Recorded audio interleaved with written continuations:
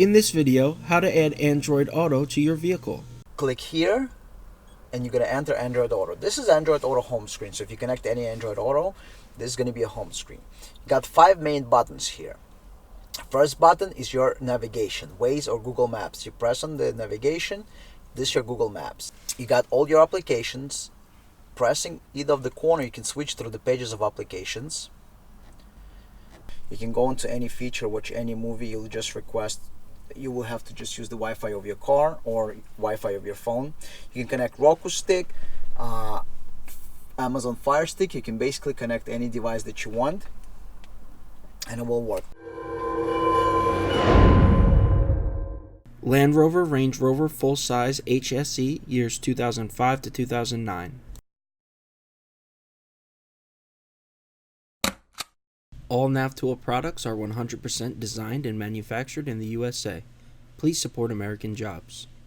NavTool, established in 2002. This interface does not replace factory radio or factory screen. This interface enhances the factory screen with features like Apple CarPlay, Android Auto, HDMI Mirroring, and cameras. All factory features work the same as before. This interface is see-through, meaning the vehicle does not detect that the interface is installed in the car. Android Auto demo.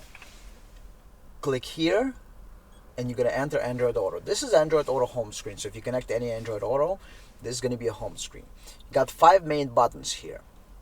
First button is your navigation, Waze or Google Maps. You press on the navigation, this is your Google Maps. You can change from Google Maps into Waze. Click on Waze. Waze app is going to open up. Here you have your reports, just like on your phone. You can report police, traffic, crash, map issues, hazard, camera. So you can press on the police and report. So this is just like original that would come in any car. Thank you for watching. Please click the link on the left to subscribe to the channel, or click the link on the right to watch the full video.